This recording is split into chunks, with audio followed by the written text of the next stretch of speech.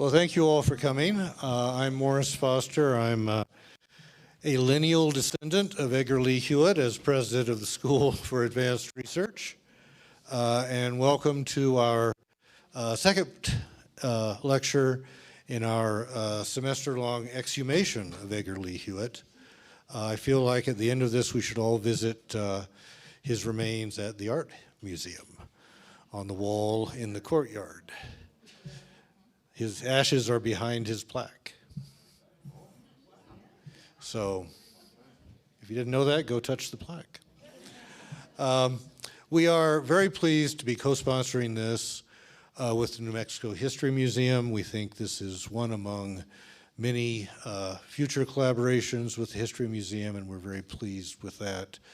This is something that, of course, we share because, as you may know, as we talked about last time, and I'm sure we'll touch on again today, Edgar Lee was both the original director of the School of American Archaeology, which became the School of American Research, which became the School of Advanced Research, and the original director of the New Mexico History Museum, which at one time, I think, Bruce incorporated the Art Museum, right? So, yeah, he was many things to many people, and we'll hear more about that today. But I want to introduce to you first our director of all things Hewett, Dr. Bruce Bernstein, who will talk about the program and introduce it. Bruce.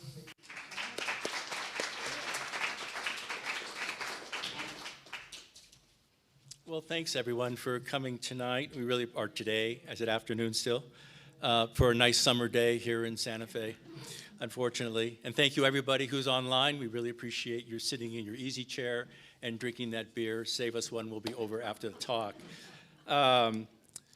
This is the second of 4 lectures. We have another in about a month's time by Joseph Woody Aguilar, who will talk about the effects of Edgar Lee Hewett on the Pueblo of San Ildefonso, where he's from. And the last one is me. I don't know if I'll have anything left to say about Hewett, but I hope that I will. And as Morris suggested, he is the founder and first director of the Museums of New Mexico and the School for Advanced Research. And now the Rethinking Hewett series celebrates the digitization of Hewett's papers. And that was done by Hannah Abelbeck, who's here someplace, who's going to speak tonight. Thank you, Hannah. And Heather McClure, who's also here. Thank you, Heather.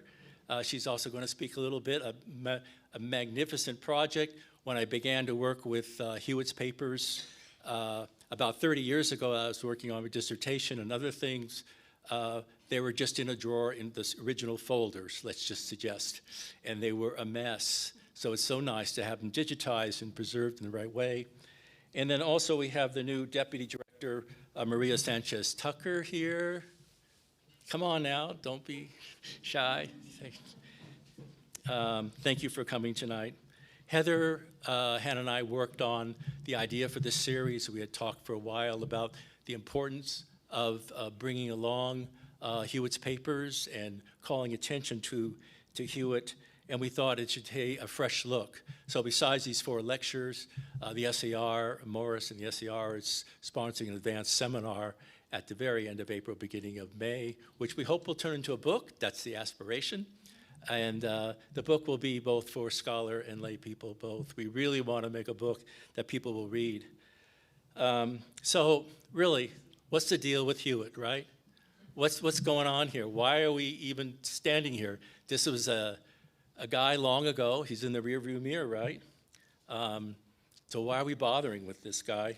We've got to ask ourselves those questions, right? And so maybe I'm fascinated by someone who could make so many mistakes and miss so many great opportunities and still be revered in some way. I hope it's not a model for me, by the way. But do we really need to go over this old ground and discuss this guy from long ago? Maybe it's just an indulging of our academic ambitions. And so my quick review of Hewett tonight is going to be in 3 sections. Archaeology. I should have put that slide up here.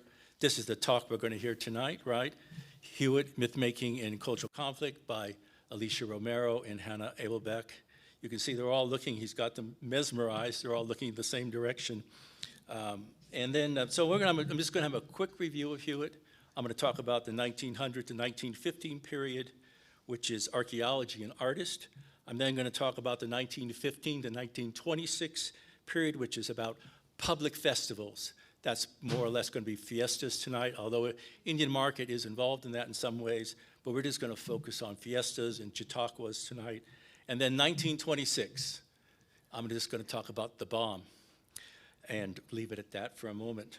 So Hewett came west from Indiana to teach first at the Colorado Normal School, and then he moved on to the New Mexico Normal University, which is now Highlands in Las Vegas. And he taught at each place for a while.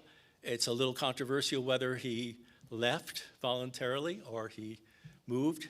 And his wife, Cora, was very sickly. And fresh air of New Mexico, the altitude and fresh air from Greeley, he thought would help. They had a special wagon built. And in that wagon, in the summertime, they camped all over the Pajarito Plateau. And as far as we can tell, that's the introduction. There's nothing in Hewett's background that suggests he's going to be interested in native people or their histories or what would become archaeology. There's no indication that he taught any courses like that, but they started camping around. And by 1898, he was meeting San Ildefonso people. He traveled around with two different people in that early period, Dieguito Roybal, who's a famous portrait of him in the Art Museum, and the other person is Antonio Dominguez Peña, or Guayama, who was cacique and governor of the Pueblo of San Ildefonso. And these men took him around. I'm sure he paid them in some ways, but that's what he did. He modeled his work on Bandelier's work, Adolf Bandelier, which is an interesting problem because the main theory that Bandelier was looking for was where did the Aztecs settle when they moved north? So a lot of people at that time, starting in the mid part of the 19th century, felt that when the Toltecs had been conquered by the Aztec, they just moved north. And the reason for that was these people living in the Pueblos could never have built these great structures. Somebody else had to have done this. It could not have been the Pueblos, who Hewett described as 9/10 returned to dirt. So first slide, whoops, I missed that. This is the first slide. So this is what Pajarito Plateau archaeology looks like in Hewett's time.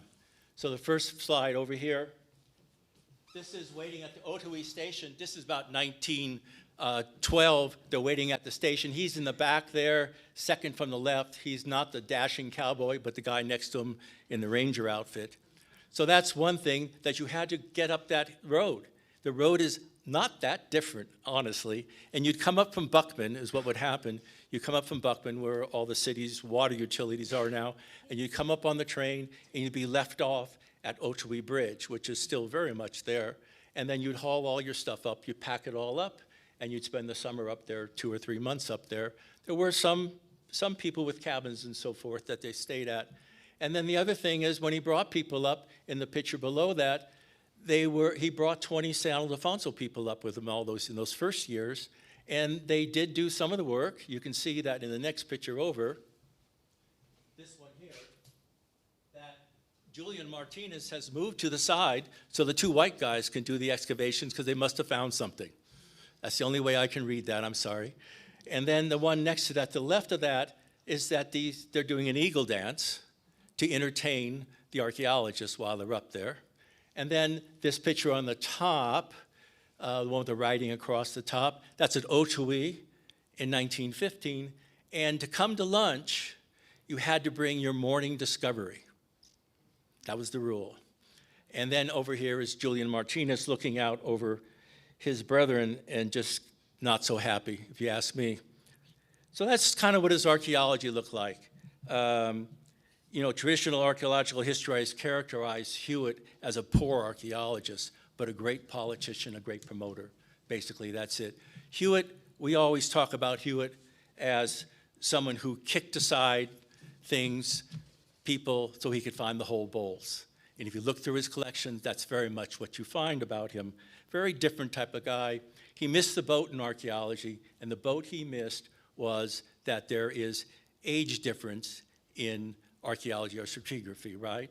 So he had that person on his early field schools, but he never listened to him later on. So by 1915, Hewett's archaeology is gone, and he spent the rest of his career justifying how he had known real, authentic Native people.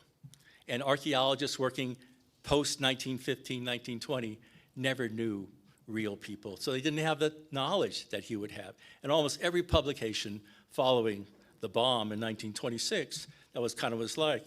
Hewitt also had a permanent legacy. And I think the permanent legacy is particularly important because we enjoy these things all the time. An old-style dirge, that's the Fiesta, public education in Chautauqua, that's the beginning of the end. He decided he wanted to do Chautauqua and public historical pageantry about 30 years after his ending elsewhere. Not good timing on his part, but he felt strongly about this, and he felt in the dirt of the Pajarito, they were digging up the ancestral memory of San Ildefonso. So out of the archaeology he was doing, which I assure you was human remains and pottery, he found the ceremonial cycle called House of the Sun. And that House of the Sun was what was performed at Fiestas. Also, another thing, Hannah's going to talk about this a bit, but the bottom two pictures on the left side of the screen, this is my favorite float from 1921. There's Hewitt on the far left side talking to a bleacher full of people about what's a float represents. It's about the progress of humans and civilization. It's a parade. And the first float in the parade is, just as it says, prehistory trade. That was the progress of people then. And on that float, standing over the drum, that's Maria Martinez. Her husband Julian's on that float. The Viking-looking guys on the side with the shields slung over their shoulders. One of those is Abbot Sede or Alfonso Roybal. So it's a momentous time. Now, the other side are enduring legacies despite Hewitt. So Hewitt made a lot of people unhappy. And part of the unhappiness turned into these places, the Laboratory of Anthropology. When John D. Rockefeller came, he was told there were great things happening here. When he met Hewitt, he kind of went back north to Mesa Verde to talk to Jesse Nussbaum, was kind of unhappy. Nussbaum said, go back and talk to Kenneth Chapman. And in the basement of the art museum was about 200 pots, 300 Pueblo pots. And the next morning, Chapman was squeezed between Mr. and Mrs. Rockefeller as they drove up in their Packard car up to San Ildefonso to meet Maria Martinez. And Rockefeller then gave them money, and they planned, and they built the Laboratory of Anthropology for the Indian Arts Fund. That's what it was built to do, was to show and study and make accessible that. And just as a word, the Laboratory of Anthropology also was the place here where they began to look at stratigraphy to understand the differences between different cultural or archaeological sites. That's where that happened. They started naming types of pottery and all those things. Or when you say first phase chief's blanket or second phase chief's blanket, Laboratory of Anthropology. That's where that all happened. And then also he built the art museum in 1917. It opened with a $50,000 gift from the state. He was able to raise that money thanks to Frank Springer. And then the Palace of the Governors, of course, and the remodel of it between 1909 and 1912. Again, 1909 being the founding of the museum, 3 years before statehood. You know, Santa Fe had 8,000 people in 1880, and by the time Hewitt showed up, it had 6,000 people. And if you think about that, just when everything was everything was dirt roads, and so it was not particularly what maybe people would think a modern place. It was probably a more wonderful place in some ways, right? But it wasn't easy doing these things. And here's the bomb. This is it. 1926, he wraps up everything he thinks that he's going to do.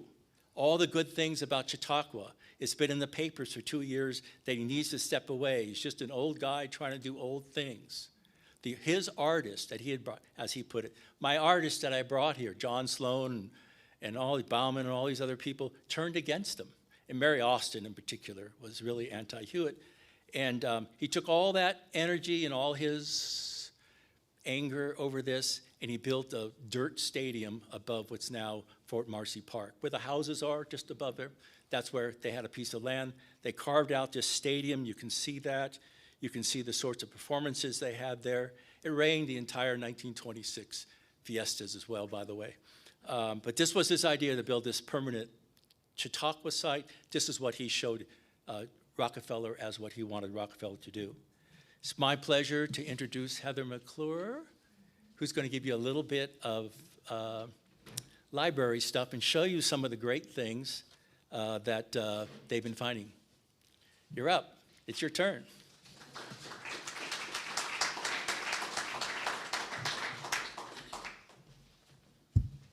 So thank you, Bruce. So good afternoon. My name's Heather McClure. I am a librarian and archivist at the Fray Angelico Chavez History Library at the New Mexico History Museum.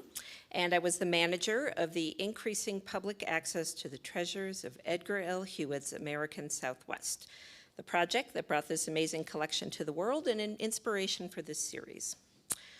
A lot of the Hewett document collection is correspondence, and Hewett's preferred mode of work was overscheduled. He worked on multiple projects in multiple locations around the country and the world at the same time, and he would leave surrogates in place to handle the day-to-day work, necessitating copious correspondence. Or, as longtime Hewett collaborator Jesse Nussbaum described, he wanted things done fast, you do it, and then he would leave for the Near East, Athens, or Rome, and then casually take credit for your work. And it was exactly that sort of behavior that earned Hewett the nickname El Toro. Not to his face, obviously, and quite the opposite in the correspondence. And looking at all these letters, I noticed repeatedly letter salutations like, "My dear Mr. Hewitt," and this was the most common misspelling, H-E-W-I-T-T. And which at first I interpreted as an overly polite form of address to someone with a lot of pull, like, "My dear Dr. Hewitt." And then I started noticing that style all over the place, to and from a lot of different people and a lot of different letters. But it wasn't used in every letter, and the more you looked at these letters, the more you start to see differences in tone in the salutations. Either efficient and businesslike, "Dear Sir," "Dear Madam," "Dear Miss Dugan," or friendlier, like, "My dear Mr. Parsons," "My dear Mr. Seaton," that's a letter to Ernest Thompson Seaton, "My dear Mr. Gates," "My dear Mr. Sloan," "Dear Hewitt," or friendliest, like, "My dear Nussbaum," and "Dear Jess," as seen in these letters to Jesse Nussbaum. And this really jumped out at me because Hewitt very much, I did not see a lot of letters where he addressed someone by their first name in a letter. And then you find the documents and letters which were probably written with gritted teeth. "My dear Dr. Hewitt." So, Dr. James Sneed, our speaker from last month, sent me some notes he had taken from collections at the Harvard Archives. Whoops, getting ahead of myself. At the Harvard Archives from correspondence by Dr. Alfred Tozer, the Mesoamerican linguist and archaeologist from 1908, where Tozer says, "I never saw a man like Hewitt for work. It certainly is a good thing, for we make the dirt fly."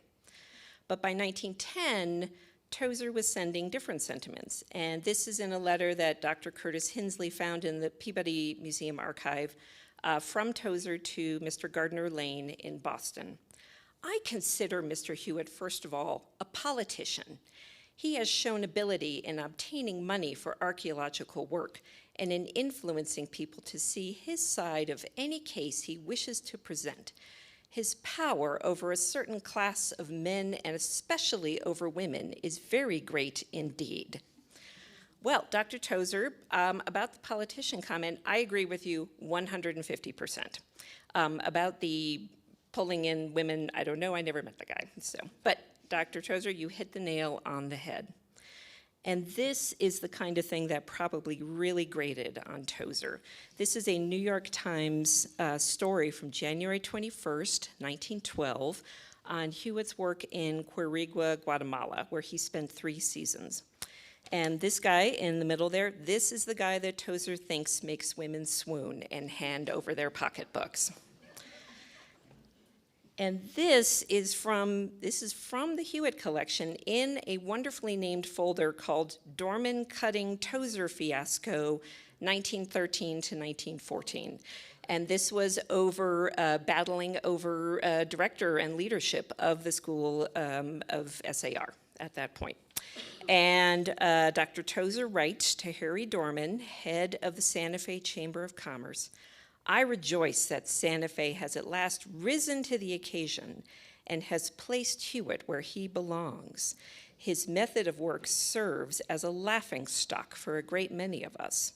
I have been trying to explain Hewett for the last 8 years. Again, I say I am glad that Santa Fe is learning what manner of man he is." Yes, I know. But let me just say, this was not just a letter in the collection. This got smeared all over the front page of the Santa Fe New Mexican. I'm sure you all noticed, calls Hewett a laughingstock. And this was from October 16th, 1913. And it goes into a lot about the letter that I just read a few sections of. Tozer's complaint did not work because Hewett remained the director of SAR and the Museum of New Mexico until his death in 1946. But this was startling to me because normally these snippy sort of letters are not in someone's collection. They are like they show up in other collections like side conversations happening at the same time, not in the collection of the person who is the subject of the snippy letter. And I am so glad we can talk more today about this colossally fascinating pain in the neck, Edgar Hewett, and the world in which he lived and worked.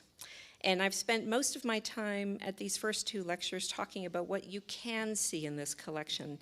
And when I see you at the next lecture in this series on Tuesday, March 24th, I'll be talking about what you cannot see in this collection. Thank you. Oh, back to you, my dear Dr. Bernstein.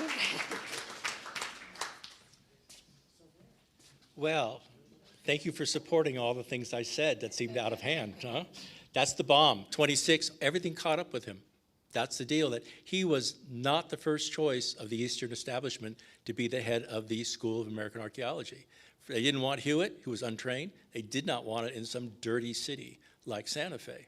So they started from there, and Tozer is a Harvard man, and he just, I'm sorry for anyone at Harvard, but it's not a smear against Harvard, it's just how Tozer conducted himself. Anyways, there's many of those letters, and I loved the narration. Thank you very much, Heather, for putting life in those letters. Let's see. So now we're going to come to the reason you're really here, not to listen to me, but we're going to hear about Edgar Lee Hewett, Mythmaking and Cultural Conflict by Alicia Romero and Hannah Abelbeck. Hannah is a curator of photographs and archival collections at the New Mexico History Museum. She has worked in archives at the History Museum since 2013, with previous roles as digitization specialist and photo archivist. Hannah's training in literature, in art history, and American studies, with experience in publishing PR and academic archives. In addition to overseeing archival collections, she has also curated the History Museum's exhibit, Zozobra, A Fire That Never Goes Out. Her graduate degree is from Penn State, where she held a university fellowship. She's an advocate, and she is the advocate for robust public humanities engagement and making history collections more accessible to the public. And I think I cut off, oh, there. And Alicia Romero, who's here, and she's going to speak first tonight, is the head curator and curator of history at the Albuquerque Museum. Previously, the head curator at the Palace of the Governor's History Museum here in Santa Fe. And she's done a number of wonderful exhibitions here, and then also was very much involved in the renovation of the Palace building. So Alicia, you're first. Thank you very much.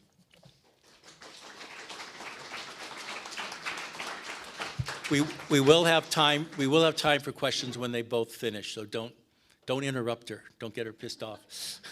Did I say that out loud? Thank you. Okay, good afternoon, everyone. Thank you so much for that great introduction. Muy buenas tardes, yo soy Alicia Romero, as was stated, curator at the Albuquerque Museum. It's not an often invitation I get to join colleagues in Santa Fe, but talking with Hannah and Heather at doing a presentation on Hewett, my old friend, after working many years at the Palace of the Governors, I was happy to revisit some of that research that I did a long time ago. Now in Albuquerque, yes, he had influence there, certainly with the UNM Department of Anthropology, but I have less to do with him over there than I did here in Santa Fe. Okay. So my talk, Edgar L. Hewett as cultural broker, Palace of the Governors, Santa Fe Fiesta, and Indian Detours. I'm already gonna omit part of this presentation just because conferring with my colleague Hannah, I know she's gonna talk a little bit more about the Indian Detour, so I will let her do that and save most of my words for the other two things. Okay, so let me go back. This presentation focuses on the role and influence of Dr. Hewett on significant cultural institutions. While scholars have explored Hewett's relationships and engagement with indigenous peoples, to put it lightly, my research questions explore the role of Nuevo Mexicanos in Hewett's cultural preservation initiatives. In short, I ask, to what degree did Edgar Lee Hewett determine a perspective of Nuevo Mexicanos that has proven nearly inescapable more than a century after Hewett first began working in the Palace of the Governors? So, you know, I know that other scholars have tackled some of these questions, but they just keep coming up. I think as somebody who continues to live this legacy, what does it mean for us here in Santa Fe? What does it mean for us here in New Mexico? Okay, many of us are familiar with the founding of the School of American Archaeology in 1907, known now as the School of Advanced Research, and the Museum of New Mexico in 1909, with offices in the Palace of the Governors, or the Old Palace. So what did I put here? 1909 to 1913, 1909 to 1912. This is what the palace looked like way back when, during the era of Governor Bradford Prince, Territorial Governor Bradford Prince. Of course, it looks very different, and this was something that Dr. Hewett did not appreciate when he came on the scene, right? This is a very common view. Territorial, the gingerbread style. I'm not an architectural historian, but you can plainly see what I see. Here, of course, we have Dr. Hewett in his office here on your left with his associate friend, all things Palace of the Governors, Jesse Nussbaum. I had a great time getting to know this history of the Palace of the Governors as I worked for a few years with archaeologists Dee Dee Snow and Steve Post on the joint exhibit we worked on, Palace Seen and Unseen, that occupies the western part of the Palace of the Governors. Now, when I started working at the New Mexico History Museum, that was 2018, the palace was just being emptied out. I'm diverging a little bit from what I was originally talking about, but that was my first real exposure to some of this deeper history of the palace from the perspective of museum people, not knowing that I was going to have a long line, I'm following in the footsteps of a long line of museum people to work in the palace, to make it their own, to manipulate it to serve the story that they felt needed to be told. I hadn't visited the palace since I was in third grade before then, so I am born and raised in Albuquerque, and had known that history a little bit from the perspective of a kid. So throughout their work together, over the years, Nussbaum worked on archaeological digs in Mexico and Central America, digs in the Southwest, worked at Mesa Verde, taught at the Normal School in Vegas, was a photographer, and for the purposes here, supervised the construction at the Palace of the Governors. Nussbaum worked with Sylvanus Morley and Kenneth Chapman to complete the effort. One of the great things about the New Mexico History Museum as the first real museum here, we have so many of their collections here that we exhibited a few years ago in our exhibition that talked about the history of the Museum of New Mexico collections. So here's some of Nussbaum's efforts to take that territorial old palace and make it into the modern reflection of an old Spanish colonial pueblo, right? So let's add in a portal, let's make it constructed kind of the idea of what we think it would have looked like. We know that there weren't cameras back then, following some sort of figurative maps and drawings, and whatever was described in the colonial documents about what the palace may have looked like. This was something that Nussbaum and certainly Hewett took to heart and made their own artistic license in some decisions. Cutting through walls, right, making that long hallway, that long sight line that you see from the east to the west. As a staff member there, I think it was burned into all of our brains, the numbers of each room that was assigned to them. Some of my colleagues are shaking their head no, but yes. Rooms 13, 12, right, some of those 15.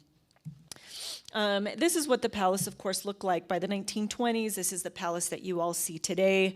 Maybe not the Model T or the Model A in front of it, but this is what we see from this, the same vantage point, to this, right? So this is not anything new.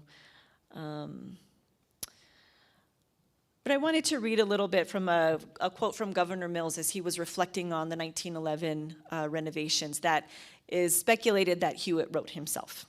The work of repair has consisted in the removal of modern woodwork from the doors, windows, and fireplaces, and the restoration of those interesting architectural features to their original form as nearly as can be determined, and that is my emphasis, as can be determined.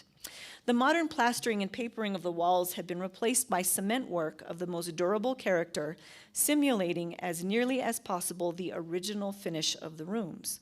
It will be the function of this museum to preserve all that is best in New Mexico's historic past, and especially it is the intention to preserve the old palace of the governors as a monument to the Spanish founders of the civilization of the Southwest.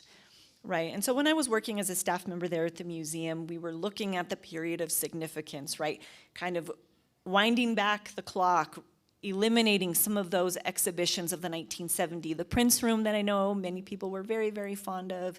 The Chapel Room, that was always a favorite of many folks. Peeling back those layers that were instituted in the 1970s to take it back to this period of significance that included the Hewett interpretation of the Palace of the Governors. But as it stood, a monument to Spanish colonization.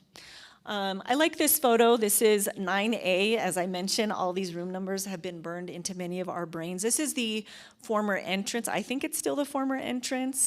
This was how we entered the Palace of the Governors from Palace Avenue. Those doors, I think, have remained closed, save for ceremonial entrances. But this is what the room looked like in about 1920. Those 3 murals are by Swiss painter Karl Lotav, who also did the murals of the Puye Room.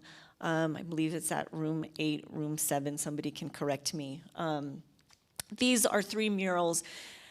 As I was looking at these, and they're not on view anymore in the museum, these are in the collections, but these are the 3 scenes. This is the first of what I think of first evidence of that tricultural harmony depicted in a public space. So one of the murals is depicting the early indigenous history, right? A Native American who is kind of kneeling at the base of the Santa Fe River. The next mural is depicting the entrada, the de Vargas entrada of 1692, 1693, right? The bloodless reconquest. The third mural depicts a wagon train, right? So the arrival of the Americans to Santa Fe, beginning with the opening of the Santa Fe Trail in 1821. So this, as I look at it from my own perspective, right? If I was entering in this room, if I was entering in from Palace Avenue, I was walking through time, and I'm being confronted by the story of New Mexico, the history of New Mexico, as put plainly in front of me visually, right? Beautiful visual representations of what Lotav and perhaps Hewett wanted people to understand and wanted people to learn. All these are just inferences, right? But we see this tricultural myth being played out over and over again in other public spaces and things that we continue to deal with to this very day. So over 100 years later, we're still living the legacy of some of these early decisions made by Hewett and Friends. Maybe I should have titled it Hewett and Friends, but because he certainly wasn't acting alone by any means. Let me see. And I know that these were before the dawn of the Mexican muralist moment, but I was trying to make some kind of connections in my mind of murals as public education, right? As a form of instructing the masses on a story that they may not know very well or something that they may not hear in the public education scenario. This, of course, is not that, but thinking about the role that murals play in our public spaces, especially when they're supposed to reflect some sort of historical moment. Santa Fe Fiesta, the most wonderful topic of all. No. A perennial favorite, the Santa Fe Fiesta. So this next series of slides really attempts, and I emphasize attempts, to tease out some of the years in which Dr. Hewett was actively involved in the fiesta.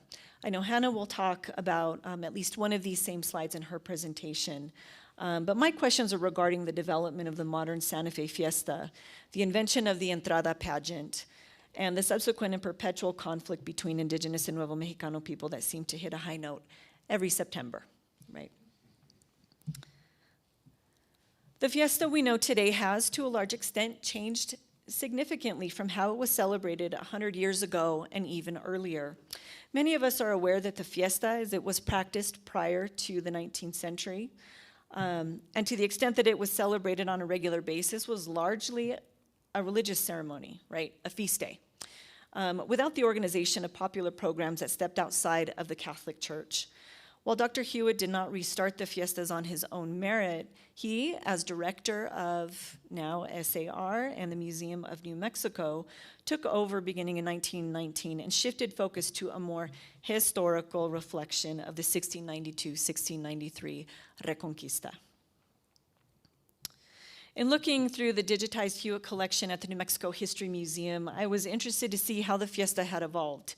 While many of us now think of the entrada and zozobra, well, perhaps also the pet and the historical parade, as the true markers of fiesta, here we see that in 1919 and throughout Hewett's leadership, there was an inclusion of American territorial history as well.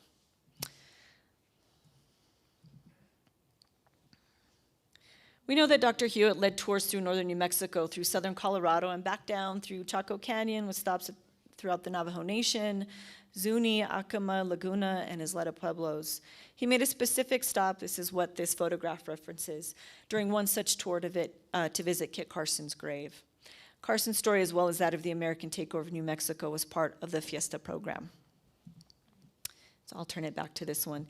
What is this? From 1919. So from 1919 through the early 1920s, again under Dr. Hewett's leadership, the 1922 Fiesta consisted of 4 days of celebration. The first was dedicated to indigenous peoples, the second focused on de Vargas, the third on Spanish Americans, and the fourth was called the Santa Fe Trail Day. Here they celebrated with a Star-Spangled Banner and went through the various periods of American history under the theme of, quote, the commerce of the prairies, end quote. French traders, the French trader period from 1750 to 1810, early exploratory endeavors, the Santa Fe Trail with Becknell, Gregg, Carson, Kearney, Governor Manuel Armijo, and Charles Bent was explored. Santa Fe Trail Day also went on to celebrate the 1850-1860 period with the U.S. Corps of Engineers and merchants making their way into Santa Fe. The Fiesta pageantry related to this history culminates with the railroad period from 1860 to 1880, as it was described, and finally, the celebration of the modern city of Santa Fe and the rise of automobile travel from 1880 to 1921. I was looking for an actual Route 66 connection because everything is Route 66 right now. So I'll spare you. I didn't find it, so we're focusing on the fiestas today. But 1926 is certainly a bombshell year for many reasons. Okay. Again, I know Hannah will talk more about this photo and the artist's responses to Hewett, but for my purposes, I wanted to show one Nuevo Mexicano who played a consistent role in the fiesta, especially when it came to the entrada, although it was not called the entrada back then, right? There was just multiple forms of pageantry, both in the Indigenous Peoples Day, in the de Vargas Day, in the Spanish American Day, and in the Santa Fe Trail Day pageantry. And the celebration of de Vargas and the Spanish American Days. So Colonel Jose Sena was an active member of society that regularly participated in civic events and was very engaged with the church.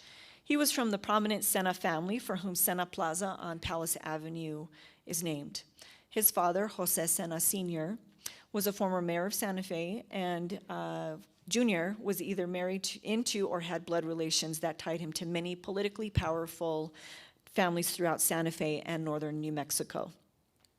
I'm still exploring the connections Hewett had with local Nuevo Mexicanos, such as Sena and the Espinosa family, who also contributed to the fiesta.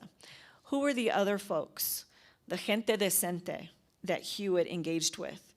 Were there close friends or collaborators like Maria and Julian Martinez, who were from regular Nuevo Mexicano families? When Sena died in 1951, and Sena, of course, is all the way to your right, his obituary remarked that Colonel Sena was the scion of old Spanish stock, identified with the beginning of civilization. Indeed, then, he was a perfect partner to work with Hewett as part of the fiesta.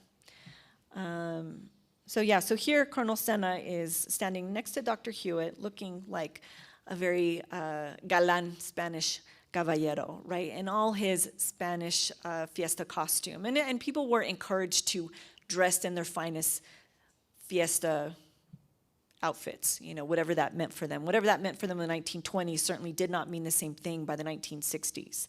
I wish we have photos of those early fiesta dresses, but unfortunately neither Hewett nor Sena is wearing one of them. But over the years, Colonel Sena was charged with either taking a lead acting role or directing the De Vargas pageant, and what we now call the Entrada, but hadn't been called at the time. So on De Vargas Day, during the Hewett years, the Reconquest pageant took center stage and had paid participation from a number of indigenous performers. Apart from this, the, quote, Spanish element included music from the troubadours, Spanish dancing with castanets, so like actual Spanish dancing maybe, and even a quote, Spanish serape, and that's how it was written. Serape dance, led by Mrs. Edgar Knight. Colonel Sena played the role of De Vargas a few times, but was always played a key character in the overall drama for as long as he had participated. Although not a word of English was spoken in Santa Fe in 1692, 1693, the pageant version of the Entrada was held entirely in English, with Spanish only being used during song.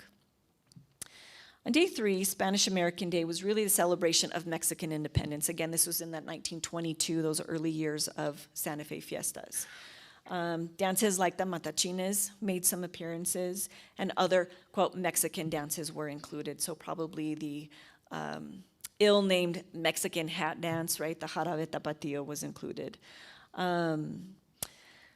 Hannah directed me to an incredible passage in El Palacio, the October 15th, 1926 issue of El Palacio, when a Mrs. Lydia Trowbridge, a self-described outsider, remarked about the fiesta that ceremonies alone cannot interpret life.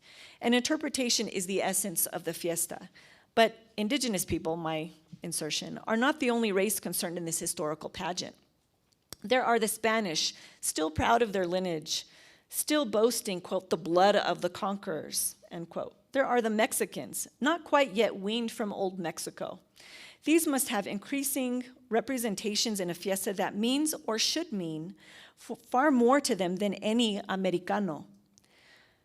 Spanish songs, Spanish dances, and the drama of an intensely dramatic people must be made to play their part in the fiesta program. But unless this is to be merely a fiesta for, quote, home folks, the performers must submit to training. There must be pride in fine workmanship. Home folks, and that's, she puts that in quotes, may applaud a crude performance, but not the world. The love of things Spanish seems to have fallen asleep in Santa Fe. Love of the fine Spanish things, not of the tawdry. The tawdry will live anywhere, anytime.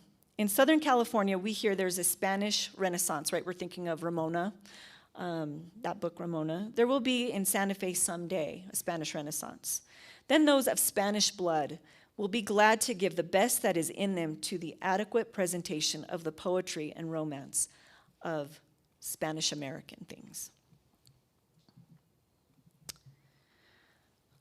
just want to talk really quickly again about some of the Spanish that was used, right? The Spanish, when it was in the Spanish part of this presentation, when it was in Spanish, not Spanish presented in English.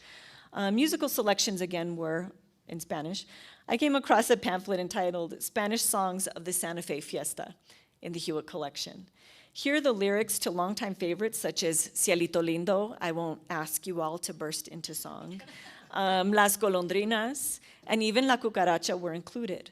I found it interesting that Adelita, a song called Adelita, a Mexican revolutionary song, was included among the program of Spanish songs to be sung during the fiesta. Why would songs popularized during the Mexican Revolution be included during this less than Mexican event, right? We know that the Mexican Revolution had just ended technically, right? It was fought between 1910 to 1920 and experienced an incredible reconstruction period after that post-revolutionary period. But for all intents and purposes, we can say that it ended in 1920 with the election of President Alvaro Obregón. That civil war, that 10-year-long civil war, wreaked havoc, and out of it came incredible cultural production and renaissance, right? Muralist movement, songs, in the 1940s and 50s, films that really emphasize a national character. And one of these songs is Adelita, about a soldadera, a woman soldier. She's also characterized as a camp follower, somebody who followed Mexican revolutionary troops and assisted these men when and where she could. So Adelita, we're singing Adelita on the plaza during fiestas, or maybe at the back of the Palace of the Governors. There was another song that was included. It's called La Firolera. Does anybody know that song? La Firolera. YouTube is amazing. The internet is amazing. So I found La Firolera.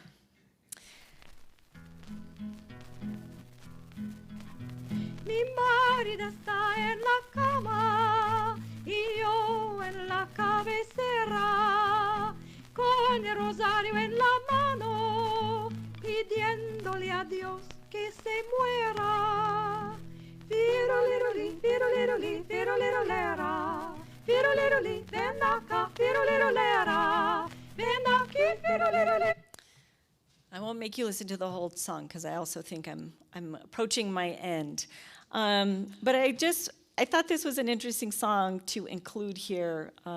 It reminded me of a song that my grandma used to sing to me, just that end part, that da-da-da-da-da-da-da-da-da. If any of you know the music of Pedro Infante, a really great singer of Mexico during those golden years, 1950s and 60s, or 40s and 50s. He had a song called El Piojo y la Pulga, and it kind of went along the same way. But this song, she's talking about an episode of domestic violence. I could characterize it just very plainly. It's very nicely put. A woman is praying to God that he takes her sick husband. And finally he dies. And she thanks God for taking him away and remarks that now he's in hell getting the beating from the devil that she had received from him.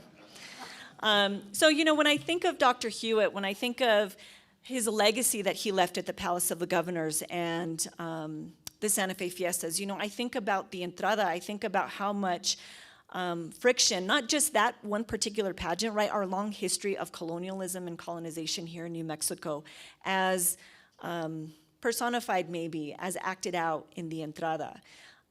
This was the vision of Hewett and company, right, to make this scene happen, acted out in dramatic fashion where that wasn't the case for many hundreds of years prior, when and where it was ever celebrated. So again, this presentation is mostly just some of the questions that I'm asking about.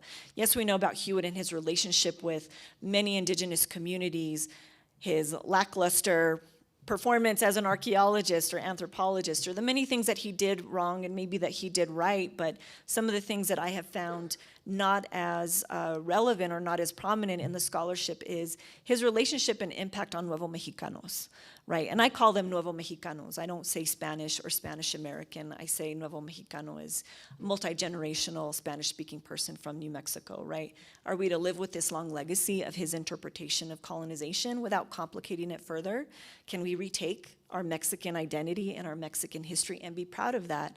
Or are we always going to approach the Palace of the Governors as a monument to Spanish civilization? And I would argue against that.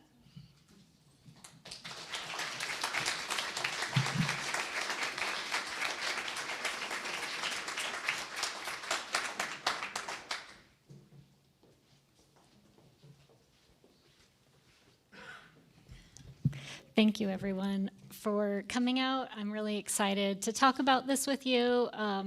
My topic is a little lighter, and I'm going to talk about what Bruce called the bomb. And no, this isn't really new, but I feel like there's some new visual sources that we've uncovered in the last few years, and I also think it hasn't really been told as a story how Hewett was roasted. So 1926, as we mentioned, was a watershed year for Hewett's relationship with Santa Fe. And a big rift opened up between the Museum of New Mexico director Hewett and a subset of Santa Fe people. And while initially Hewett and all of these members of Santa Fe had seen themselves as allies with mutual interests, significant differences in the 20s spilled over into direct contestation over culture. So this quote, in 1926, Mary Austin wrote to Ina Sizer Cassidy, "The fiesta this year was simply ghastly. What everyone is saying now is that before Santa Fe can hope to recover from it, there will have to be a hanging," meaning, of course, our friend at the museum. That's Hewett. So I believe the 1926 Pasatiempo Parade, which I'm going to talk about for most of my presentation, and we'll probably go over 5, so stick around if you're being entertained, was intended as Hewett's metaphorical hanging. And the way that protests played out changed Santa Fe culture for the long run. Issues at the center of the controversy aren't settled now, and are part of the contested public space, public culture, and public landscape in Santa Fe today. So Alicia was talking about this moment of Hewett's fiestas, and it was a big deal. People were enamored of the idea of celebrating Santa Fe's culture with big public celebrations, but not everyone was happy, right? As Bruce mentioned, this came too late for it to be the best thing around. And not everyone was happy. I think one of the biggest things that was happening is that in the 20s, events grew increasingly ticketed. The presumed audience was intended to be larger and drawn from farther outside of Santa Fe, and the production costs and values also were skyrocketing.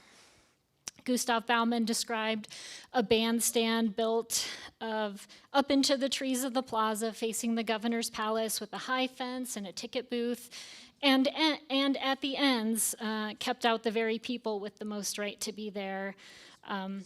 Witterbinner remembered the fiestas were bent heavily to the archaeological and ethnological side. Lectures happening, a stress on Indian dances given in the patio for entrance fees, and most Santa Feans wandering dismally in the plaza with very little to see or do. Other events continued to be painfully didactic, and although members of the community tried to point it out, Binner wrote, "Deaf ears were turned to us by Dr. Hewett and others in control." Gustav Baumann remembered and commemorated the artist's intervention in this painting that's now in the History Museum collections that depicts what they'd called El Pasatiempo de la Gente. The parade started with an upbeat funeral march.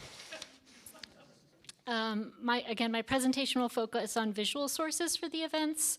And so I'm just going to argue that recent controversies in Santa Fe have erupted over public celebrations, especially around fiestas, because of this unsettled history, and as well as over public memorialization generally. But at stake now and at stake then were a series of questions that remain contested. How do you present history? How should you honor culture? How should you involve community? What makes a place special? And who decides? There were hundreds of participants in the Pasatiempo parades and many gags and bits. lots of members of the community contributed efforts and talents to this parade protest, Pasa Tiempo.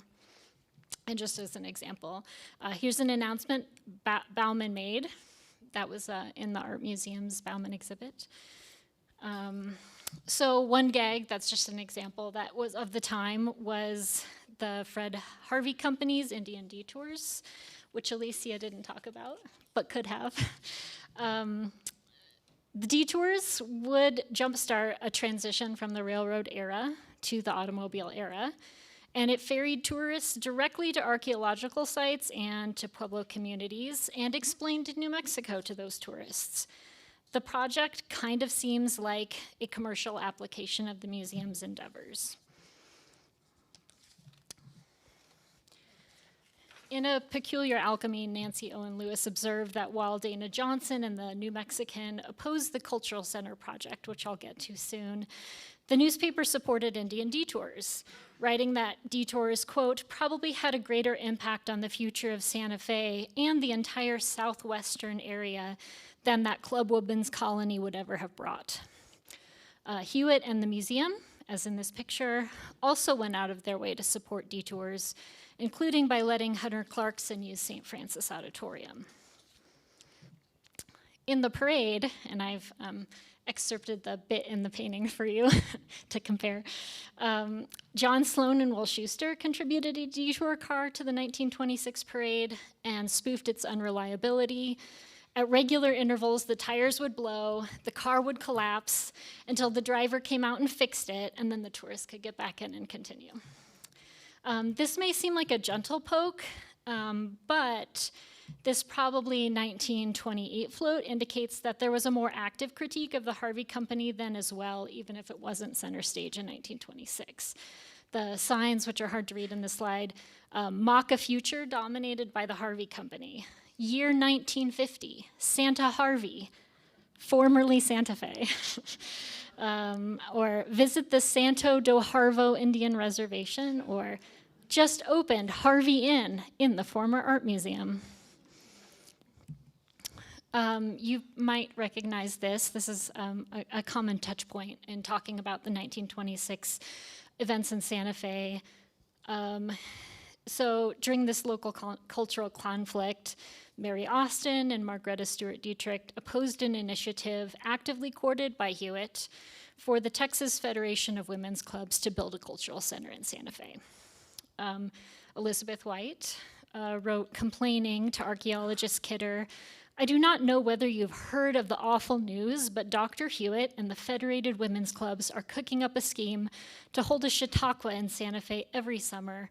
Do write to Dr. Hewett as if you feel as we do that old Santa Fe would vanish before this swarm of locusts. The project's goal was to draw outsiders, particularly well-to-do, respectable white women, to Santa Fe for cultural tourism, but the creative community, and especially its white women, opposed it in ways that were simultaneously sophisticated, confusing, and patronizing. Flannery Burke's article in Artist's Home points out how quite similar were the interests and backgrounds of the newcomer artists and the white club women they were opposing.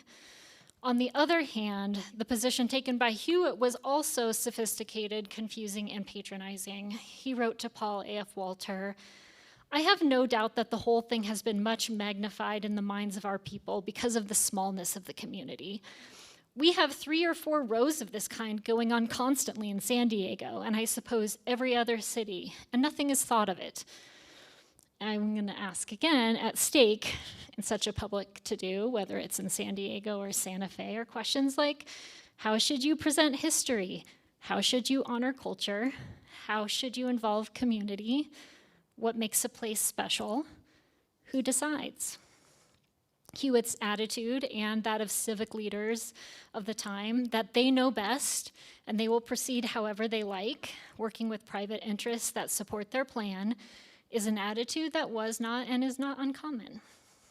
So the image on this slide has been in the photo archives a long time, but we recently received and digitized a significant portion of the Bauman collection.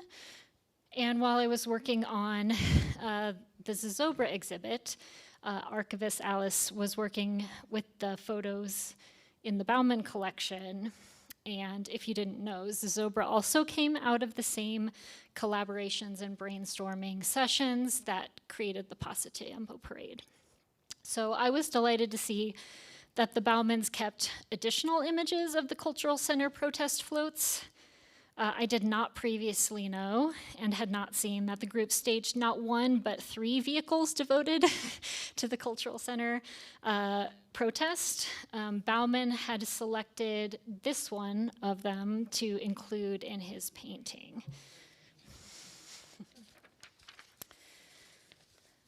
So what attracted my attention is this banner behind them. And you can see it better here. Someone in costume, I think it might be Dorothy Stewart or Kate Chapman, but I haven't been able to verify. They caught my attention because of its depiction of Edgar Lee Hewett there on the banner. And it shows exactly how Hewett was seen and represented by the group who staged this parade. You can see him dressed like this in the photo that Alicia used. He's posed in the 1925 fiesta between Jose Sena, who helped organize Pasatiempo in 1924 and 1926, and Oscar Naughton left, a Mohawk performer who Hewett brought to town to perform. So just take note of him right here. I'm not going to show him again, but he'll come back up. I'm not the only one who sees a connection between Hewett and Old Man Gloom. Nancy Owen Lewis also hinted that early Zozobras were perhaps constructed deliberately to resemble a stodgy, stubborn Hewett. I haven't turned up any textual evidence. As with all good art, there are many other resonant figures that likely inspired Zozobra at the same time. So the network of artists, writers, creatives, and influencers who ended up on the other side from Hewett was not a small group of people.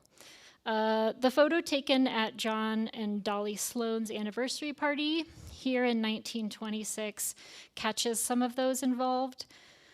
Schuster kept a copy of this group portrait. The Baumans also kept a copy of this photo. On the back of the print, Jane carefully labeled the attendees, which included Will Schuster, Witter Binner, and Nina Otero, who, along with Dolly Sloan, who's in the center, were central to creating Pasatiempo.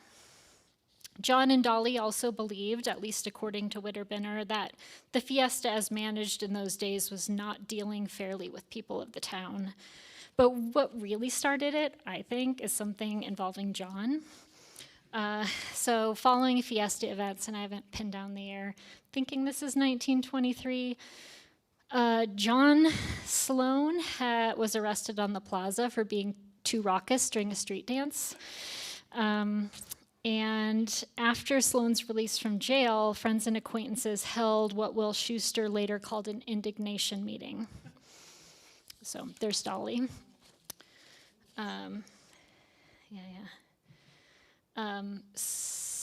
And this is John Sloan here, as well as at Fiesta. So they met in a storeroom at one of the trading companies, and sitting on stacks of trade blankets, quote, this is Schuster, under a dim pendant light bulb with the focal point a jug of moonshine, he wrote, they conspired to do something. Gustav Bauman was in this brainstorming session. He remembered, I recalled suggesting it might be a good scheme to take the fiesta apart, to see what it consists of, and then adapt it to the needs of the moment. In other words, Pasatiempo is not only a response to events around fiesta. Pasatiempo and its components can be seen as a deconstruction and reinvention of elements of previous fiestas. In 1958, Schuster called it a post-fiesta fiesta. So therefore, the official Pasatiempo Committee of 1924 was born, and it was sanctioned by Hewett. The committee of 1924 was headed by Witter Binner, with support from Dolly Sloan, Spud Johnson, Dana Johnson, Florence Davy, Jose Sena, and Nina Otero Warren. They decided to stage a parade of their own and have large, fun, and free post-fiesta events. Everyone remembers that the brainstorming for 1924 was collaborative. Binner remembered, "We solicited in all directions for the hysterical parade," that name being given to it by, I think, John Sloan as a pun on the historical parade. "We thought up dozens of ideas for floats and participants and dealt them out wherever applicants needed them." So this is the process that also created Zozobra, who appeared in 1924 under the name Old Man Grouch. This early Zozobra was carried by the Bauman's neighbors, possibly originally proposed by Binner, and possibly made, at least in part, by Gus. But 1924 did not end well. According to Witter Binner, this is how it went down. "Dolly Sloan and I had given particular thought and work to ending the celebration with a street dance in front of the Palace of the Governors. For it, we wanted town-wide enlistment. We received invitations to attend, at the very hour of the street dance, a ball, to be held, I believe, at the Old Country Club. Our bitter protest against its being held availed nothing. And though Dolly and I and a few others who might have attended the ball did our damnedest in the street instead, my memory of the Pasatempo's conclusion is pathetic. Dolly and I refusing to attend the thoughtless defectionists' ball, even late, sat alone together on a curbstone in the deserted plaza, her head against my chest, and I can still feel her tired sobs." That's sad. You can lose a battle, but still win a war. And this, I think, was a contributing event to the war. Another flashpoint in 1926, as Bruce already mentioned, was the focus on bringing in outside performers that Hewett perceived as superior to local entertainment. So this is the outdoor theater, Indian theater for events. And as Alicia already mentioned, Lydia Trowbridge's essay in El Palacio, where she talks about what is a fiesta for the home folks, is an indirect and probably Hewitt-selected essay to support his position that a professional performance of outsiders is better than what the locals could possibly provide. One of the performers that Hewett regularly tapped was Florence Evans, a performer of mixed descent and enrolled member of Muskogee Creek Nation, who used this stage name Shanina Redfeather. This is her performing in the Fiesta Theater in 1926. In these years, she was touring in Denver and LA and promoting the Indianist opera, where she played the title role, Robin Woman. Here's the lyrics to her signature song. I'm not going to get into interpreting them here, but my take on it is kind of ish. "I steal to her lodge at dawning. I woo her with my flute. She is sick for the sky blue water. The captive maid is mute." This is her with the composer, Cadman. She's an interesting and complex figure, definitely worth talking about more. If you haven't encountered her before, Hewett asked her to donate her skull to the museums. She later became a long-serving board member of SAR. Due to her association with Hewitt's ambitions and distance from the local culture, Shanina and Oscar Naughton were subject to spoofing in the 1926 parade. So Jane Bauman herself, a trained performer, sung Land of the Sky Blue Water in this float. Shanina had also been featured in one of Hewitt's banner floats, which Bruce also already brought up, from the 1921 Fiesta. And you can see her in the front there on the left, and also the Martinezes behind them. This was, at the time, claimed to be the most handsomest Fiesta float, as well as prehistorically accurate.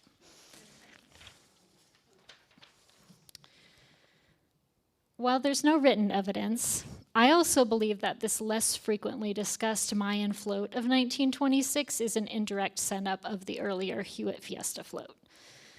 The closest one might get to evidence for this, other than it's just construction and configuration, is an announcement in the September 8th issue of the Santa Fe New Mexican that year that it had won the prize for the most beautiful entry in the hysterical pageant.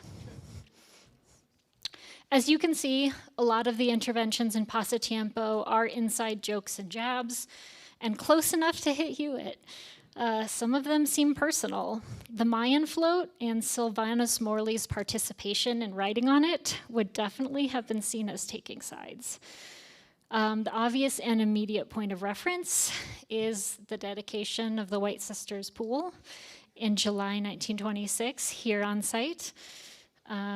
This is kind of a locally famous event where Widder-Binner, again, recited an ode before 2 virgins were sacrificed for the pool.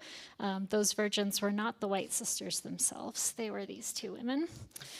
Why re-celebrate this event, pool commemoration, in public, though? Someone speculated maybe it was a symptom of the 1920s craze for all things Mayan, but I don't know that I think that. But what do I think? I haven't found the evidence for. The Whites visited Morley in the Yucatan, perhaps in 1926 and or in 1927, but they had also been there before. While preparing for the Hewett digitization project, I identified a previously overlooked photo album. The only clue was this little sticker you can see on the bottom left that covered Amelia Elizabeth White's 1914 trip to Guatemala. She traveled with Alice Jackson and Percy Jackson, as well as Herbert Spinden, another contributor to the Mayan float. The album shows that while there, they had met up not only with Morley, but also with Hewett. And you can see Hewett on the bottom right. This particular story and send-up isn't one where I have connected all the dots. Let me know if you know anyone who has some ideas. The previous year, 1913, the Jacksons had brought Elizabeth White to Santa Fe and introduced her around. She wrote in her journal, "Met by deputation of archaeologists. Mr. Hodge seems the nicest, Mr. Lummis a horror." And the next day, met the wonderful Mr. Nussbaum, after which they went on an archaeological site trip, and she remembered it as a banner birthday event. The previous speaker in the series, James Sneed, talked about women in archaeology that had no path and were given no path to participate professionally. Perhaps Elizabeth White was one of these women. Some of the criticisms of the women involved in the Santa Fe culture wars of 1926 makes them seem narrow and provincial, but Elizabeth White definitely was not. So like I said, you can lose a battle, but still win a war. After this, Hewett retreated from Santa Fe. He took the losing side of many upcoming local cultural battles over the Indian Arts Fund, the Wheelwright Museum, the Laboratory of Anthropology, and the Whites, especially through direct gifts, ended up on the winning side. The Pasatiempo events were successful enough that businesses and other supporters threatened to divert their personal and financial support from Fiesta to a separate Pasatiempo event. The riotous hysterical parade joined the officious historical parade. Widder-Binner and Dolly Sloan continued to collaborate. Like, this is their gin rickshaw, which is a prohibition joke. This gig ended when Widder-Binner dropped Dolly over backwards.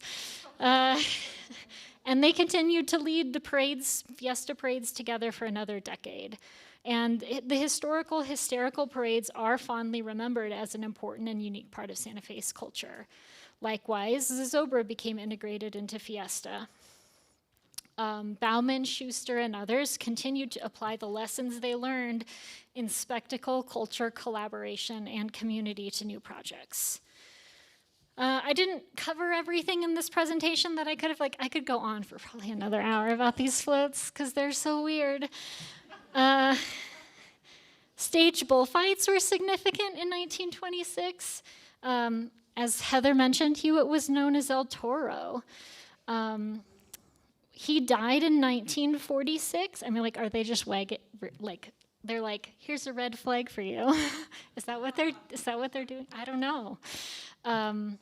Hewitt died in 1946, but in 1952, Schuster created El Toro Diablo, which is the Santa Fe rodeo mascot. It's another fiery celebration of local culture. And the above left is John Sloan's own picture of it. There's nothing surprising about a bull as a rodeo mascot, but a part of me wonders, is this still an ongoing joke? And while I've highlighted many positive aspects of the artist community's intervention as they roasted Hewitt, I will note that if you look at the other floats, I want to acknowledge that one. I don't understand all of them. There's a lot to unpack. And there are also some troublesome stuff in there. Words, costumes, ideas in the parades and in the pictures. Some are mean-spirited, others are bigoted. They have red face and black face. I'm not sure all that the Pasatiempo attempts to spoof and entertain met what even their creators thought were the needs of the moment. I know they don't meet ours, but at stake in the Pasatiempo parade are many questions that the events pose and whose answers remain unresolved. How should you present history? How should you honor culture? How should you involve community? What makes a place special? And who decides? Thank you.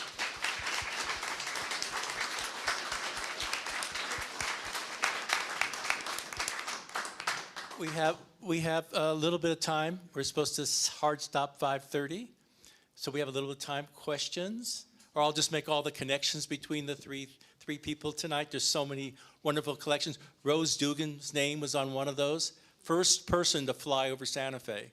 Jesse Nussbaum, first person with a motorbike. He loved to terrorize the horses. Questions for the speakers? We covered a lot. Come on. Don't be afraid of all that information from Anna. She's really approachable. Yes. Oh. I just want to say, I think Edgar Lee had an incredible vision. I think he had an incredible vision for Santa Fe. Whether he got it all right, I think it's easy to judge and look back at history with the eyes and the knowledge that we have now. But I still think it was one of those, if we build it, they will come.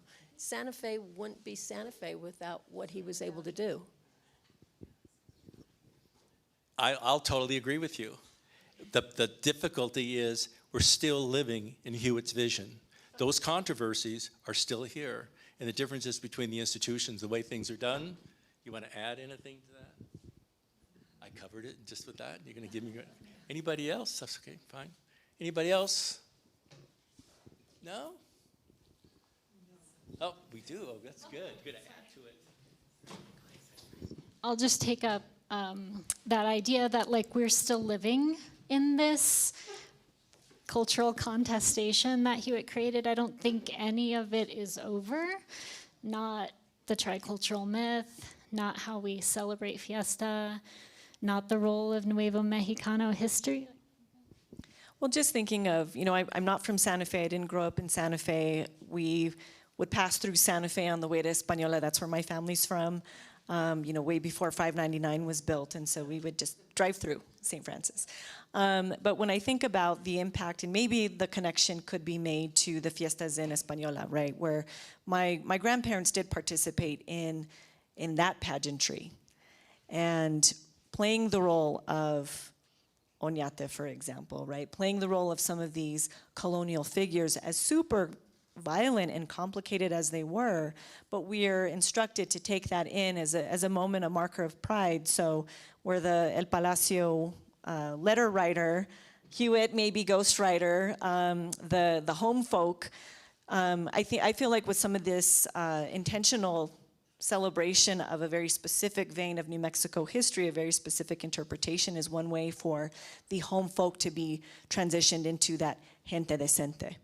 Right, so this is how we do it. We do it through this public performance. We do it through the articulation of very specifically chosen song and dance and a very specifically crafted historical narrative so that we can abandon some of the other sullied parts of our history and remake ourselves into something that is worthy to some perspective of being celebrated. Great choice of words, crafted history. Overly simple, the point is it's so simplified that adding the complexity to it, which is really about people, is complicated still in the museum system. Not as much under school any longer, except the complication that Amelia White ends up with the school, which is a whole other aspect, another time. Quite other questions? Anybody else? Oh. I'm, horribly uninformed, but was there a connection between Hewett and John Gaume at all?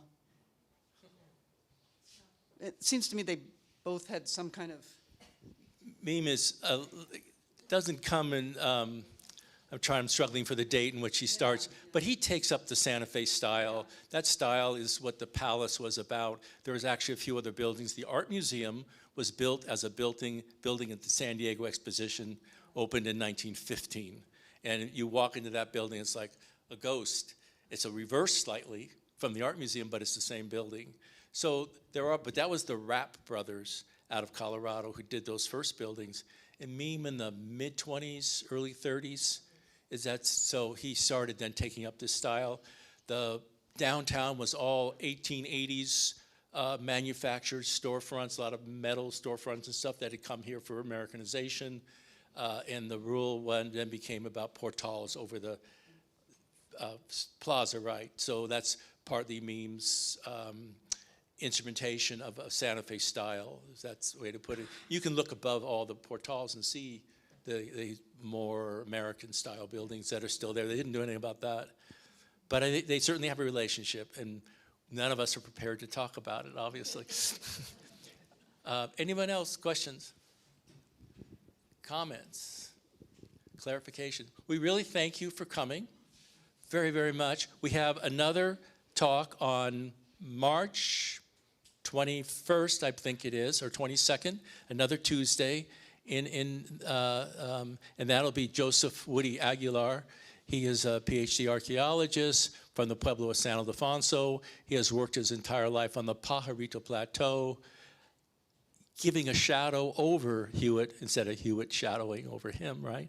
But he has tried, and his work is about correcting Hewett and the types of things that Hewett has talked about and done on the Pajarito and somewhat to his community as well.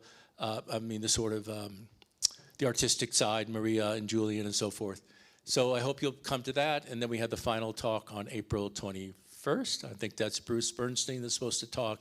And all this. I'm just going to take all the images from tonight and just add things. They were such a good talk. Thank you so much, you both.